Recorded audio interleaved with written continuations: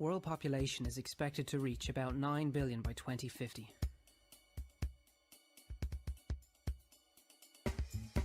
The average rates at which we consume resources, such as oil and metals, and produce waste, like plastic and greenhouse gases, are about 32 times higher in North America, Western Europe, Japan and Australia than they are in the developing world.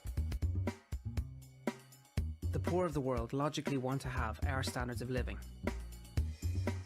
But the fact is that the planet simply does not have sufficient resources to support such a dream. In 20 years, the global middle class is expected to grow by 3 billion people. And we're on track to double the material resources we use by 2060. We may see China's growing consumption as a problem, but the Chinese and many others are only reaching for the consumption rate we already have. Telling them they cannot or should not try would be hypocritical, immoral, self-serving, and futile, as it wouldn't work. What we should be trying to do is to make consumption rates and living standards more equal around the world, and to do it at a level the planet can sustain. The question is, how can we do this? We are told that humans should finally learn how to produce energy and food in harmony with nature. But if we take a step back and look at the historical evolution of human societies, the concept of circular bioeconomy isn't as new and innovative as it may sound. For thousands of years, humans lived on this planet without using fossil energy. It all shifted rapidly with the Industrial Revolution, which brought huge changes in a very short period of time. Global population, which had been more or less stable below the 1 billion mark, skyrocketed to 7 billion and is still growing. The average consumption per capita has also increased, leading to higher and higher needs of energy and food.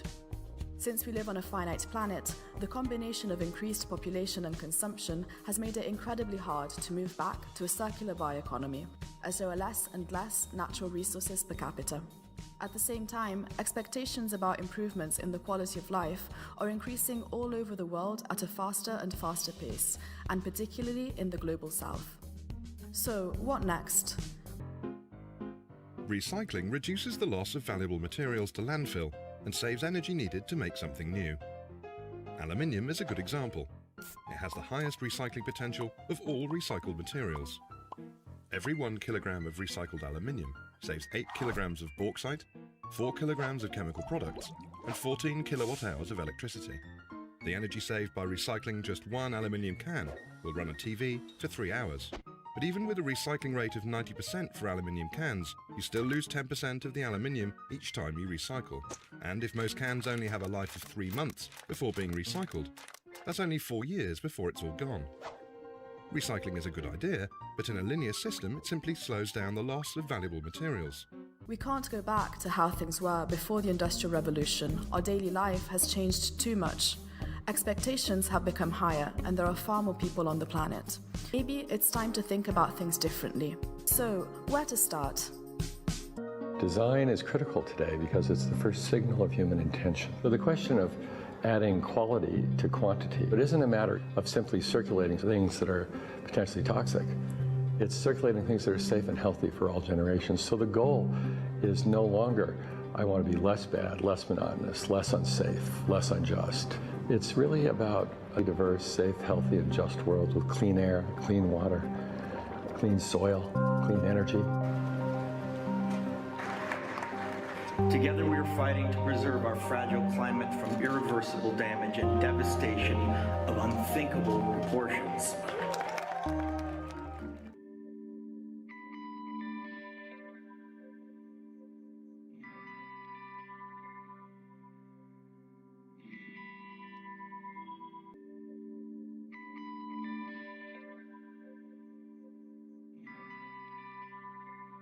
Different economic model. And by that I don't mean capitalism versus communism. What I'm talking about is a shift in the system along the lines of the two big changes that happened in the 20th century, Keynesianism, with a much greater focus on health and education and the role of government working with business, and then a reaction against that in late century to neoliberalism, where the focus was on free markets, freedom of the individual, and getting governments out of the way. We need a shift to a new system that will allow us to meet the basic needs of every human on the planet, that will live within planetary means, that will be fairer, and that will be focused as its key goal, not on growth per se, but on maximizing human well-being. And history tells us that a value shift is triggered by creation of a new story about how we want to live. I see the circular economy as something which fits very closely with mankind's goal to be innovative and creative and to always progress. We can use asset tracking, we can use IT, we can use 3D printing to enable this different economic model to recover materials, feed them back into the economy, and really to decouple growth from the resource constraints we have. When we speak about protecting the environment and using resources efficiently while minimizing waste and pollution, we employ the popular catchphrase decoupling. Decoupling of economic growth from unsustainable use of resources and from other undesired environmental repercussions. It means to successfully detach the continuation of economic growth from damaging the environment. Coupling means using less resources for the same economic output, using them wisely, and breaking the link between economic growth, resource use, and environmental impacts. When the economy grows and resource use does not grow at the same rate, this is resource decoupling. When the economy grows and the environmental impact decreases, this is impact decoupling. This requires taking seriously both production and consumption patterns. But policies and actions taken to date had focused mainly on the production side, promoting, for example, cleaner production and technologies, waste minimization, recycling, and eco-design. Unfortunately, they've had only incrementally beneficial effects. As production becomes more and more efficient, costs are decreasing, manufacturing is growing, and consumption levels are rising. This is what we call rebound effects. In the EU 27, for example, between 1990 to 2007, electricity consumption per person increased by more than 30%, and car ownership increased by 35%, and some changes are dramatically fast. We become more efficient in using resources and end up using more because of it. Actually, if current population and consumption trends continue, by the 2030s, we'll need the equivalent of 2 Earths to support us, but we have only one. Obviously, minimizing risks within current production patterns and lifestyles is not and cannot be enough. We must think differently and radically challenge the way in which we produce and consume. This requires alternative business models that go beyond mere technological improvements, together with new patterns of sustainable consumption of goods. Decoupling is an opportunity for innovation, efficient resource use, less waste, poverty reduction, job creation, and economic development.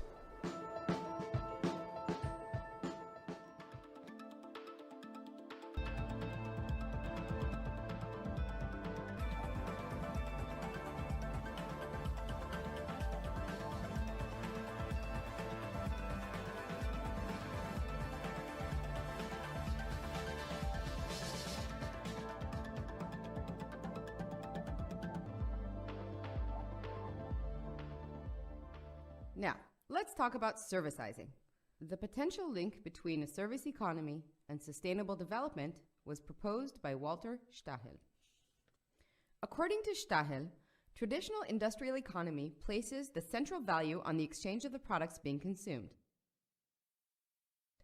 On the other hand, service-oriented economy recognizes the value of utilization, where the consumer pays for using the product. This is in fact a function-based economy, in which the product is a mere means of providing function. In a function-based economy, consumption is not based on accumulating goods and self-owning them, but the focus is rather on buying the services provided by the goods. Instead of traditional purchasing, we are now buying services. This is what we call servicising.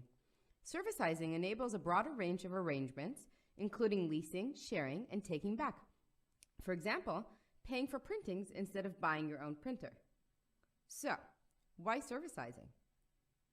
Servicising provides the consumers with the economic incentive to use products in a more efficient way. We pay for the printing service according to the number of printings instead of paying for the printer itself. This reduces the need for new products while increasing the demand for high-quality products that are durable enough to cope with far greater use by many rather than one consumer. On the other hand, suppliers are making all efforts in order to increase the durability of their printers, which they now continue to own. This requires redesigning of products and new business models. The extension of the period over which products and goods are used optimizes the total lifespan of goods and promotes a more resource-efficient economy. And there's even more to it. Servitising also enhances the supplier's responsibility for the quality of the product.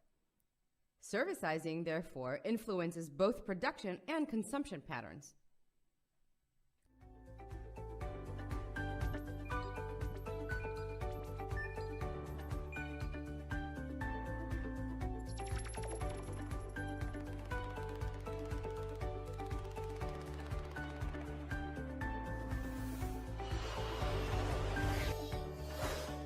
In this model, manufacturers or retailers would remain the owners of the products. Maintenance and repairs becoming part of the deal. Even better if running costs, like electricity, were included. For companies, it makes sense to retain precious materials when their future availability is uncertain and when prices are forecast to rise. Premature obsolescence would be phased out, rather than designed in. Buying expensive goods up front would no longer be a necessity. It already happens with mobile phones and cars. Why not fridges, washing machines, power tools and so on? A system that works long-term by designing out waste and keeping valuable products in the loop, and maintaining or remanufacturing them, creating jobs in the process.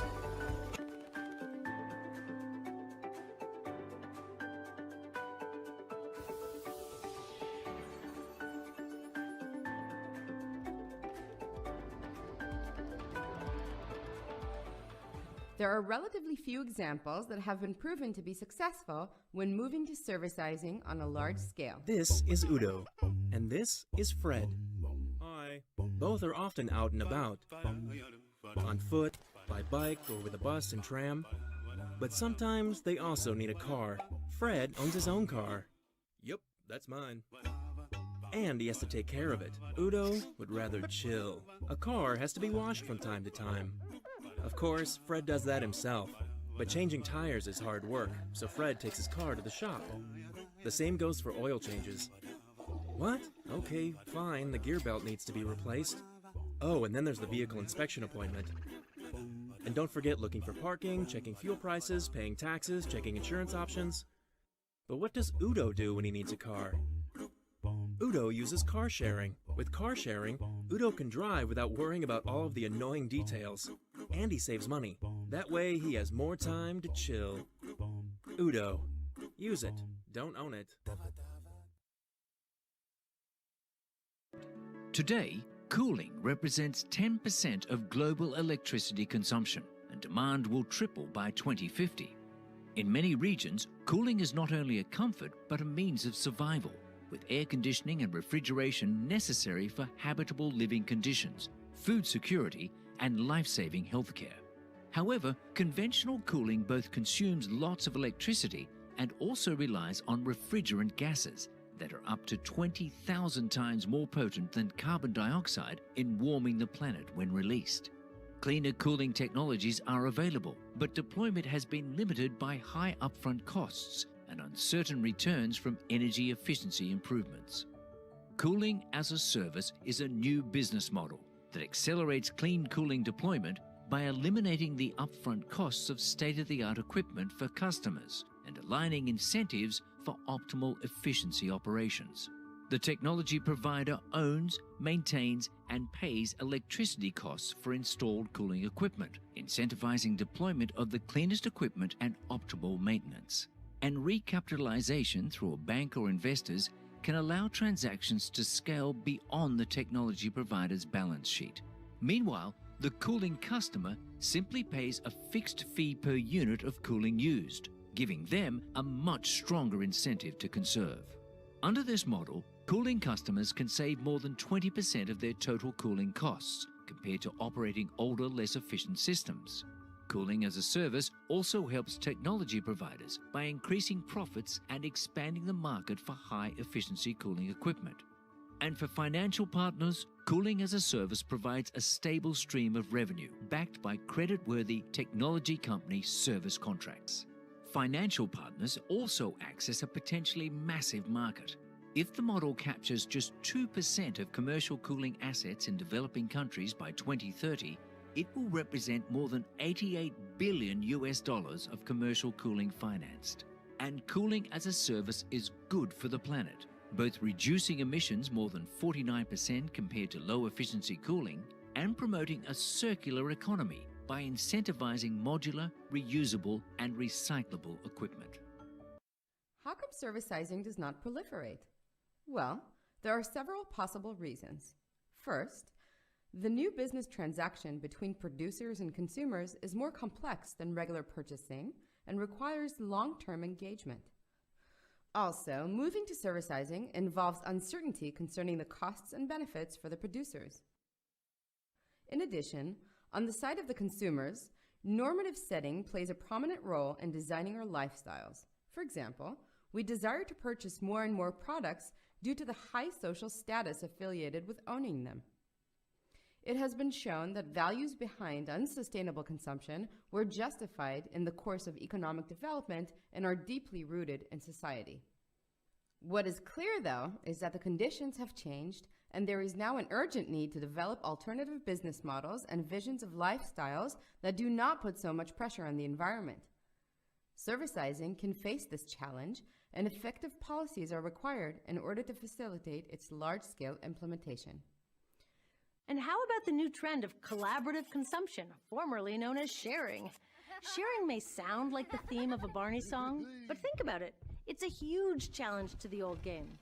It gets us off the treadmill of more, conserves resources, gives people access to stuff they otherwise couldn't afford, and builds community. What's it look like? Bike share programs in major cities. Online platforms that let us share everything from our cars to our homes to camping gear. In my town, the public library system lends out tools.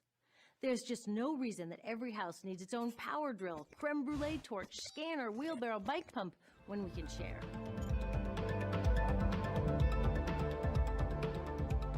A sustainable economy is a dematerialized economy, where innovation is focused on delivering greater functionality with ever less material demand.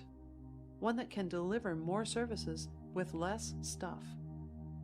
One of the most environmentally destructive elements to the linear economic model has been its incentive structure that drives businesses to overproduce and people to overconsume in what has come to be called the consumer society.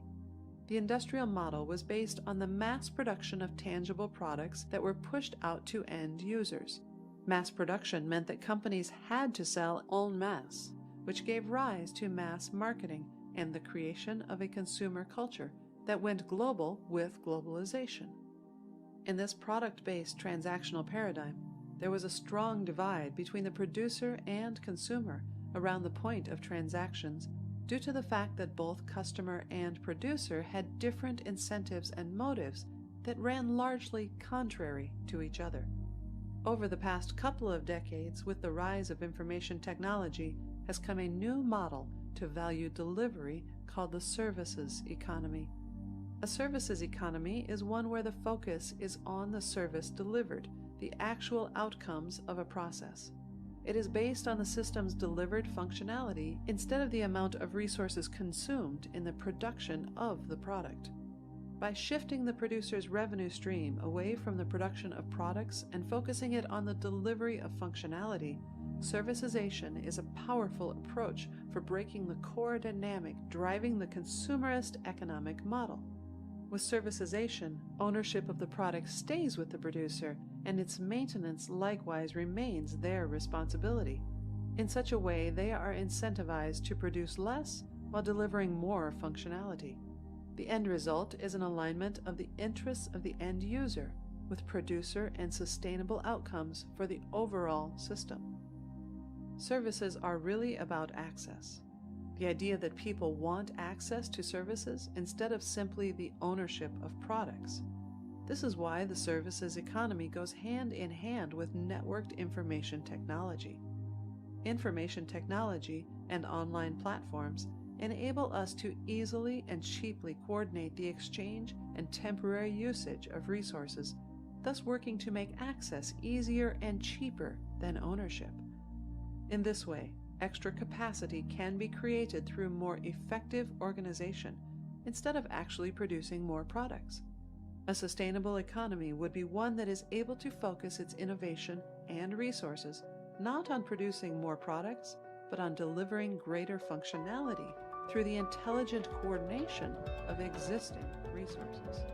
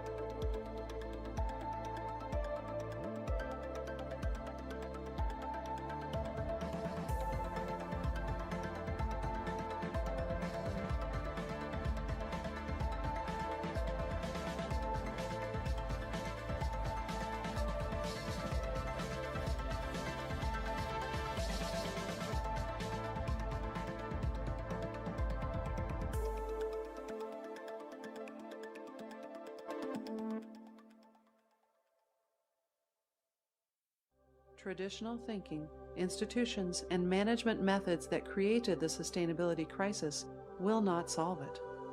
As such, the development of truly sustainable global economy would involve a transformation in the deep structure of post-industrial economies. Climate change is a result of our take, make, waste economy. And until now, we've looked at solving climate change largely by switching to renewable energy. We're replacing fossil fuels with wind and solar power at speed all over the world. But the truth is that the energy transition will only solve half the climate problem.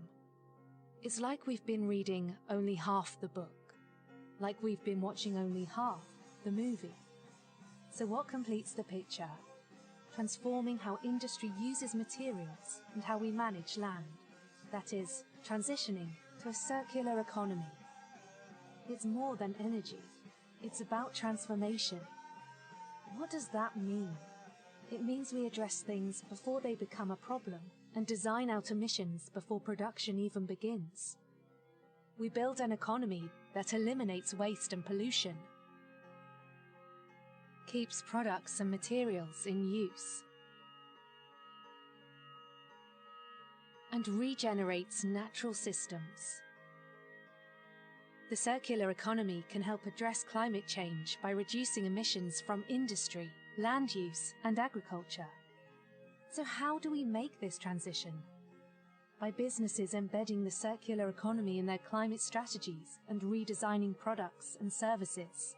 By governments setting enabling policies and putting the necessary infrastructure in place.